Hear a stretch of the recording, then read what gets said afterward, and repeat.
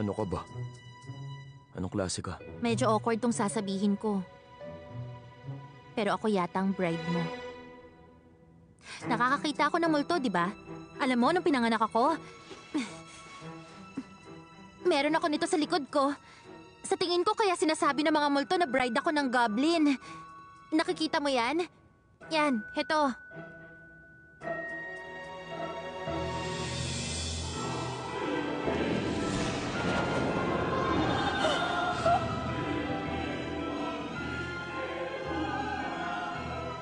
Ito. Patunayan mo. Patunayan ko sa'yo na ako ang bride ng goblin? Oo. Paano? Ano? Gusto mo akong lumipad? O kaya magpalit ng anyo? Sige. Uy, seryoso kasi ako. Ako rin. Anong nakikita mo? Gumaganti ka ba? Lahat ng nakikita mo.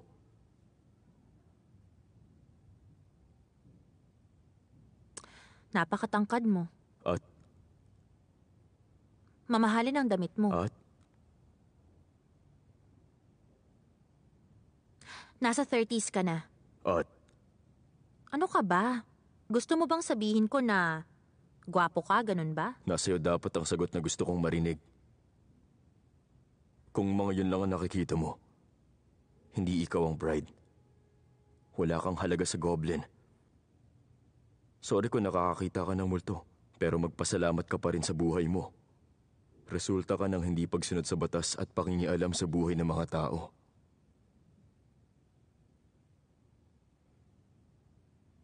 Paano kung ayaw kong magpasalamat? Kapag oras mo na, pwede ka nang mamatay. Paano mo nasabi?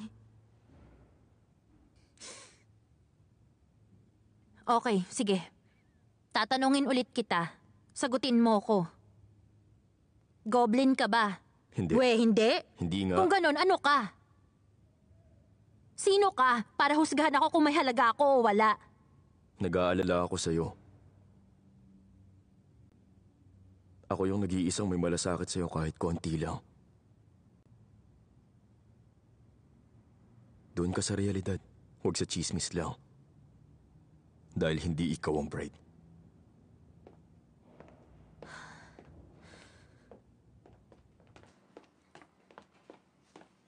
Sandali lang naman! Kinakausap pa kita, di ba?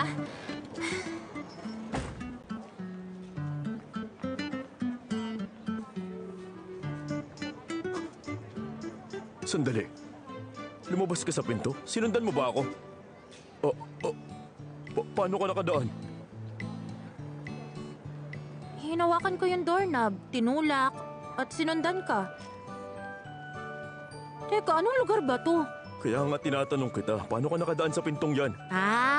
Nasa Padyo tayo, no? Yung English Village. Pero malabo namang Padyo to. Saan na tayo? Ano nangyari? Saan tayo napunta? Canada. Canada? Canada yung Maple Country?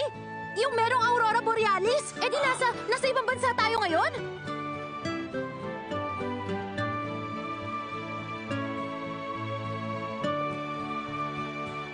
My God! Hindi ko alam na kaya mong gawin to. Kaya mo rin eh. Anong nilalang ka? Okay, kung talaga nasa Canada tayo at may powers kang gawin to, decided na ako.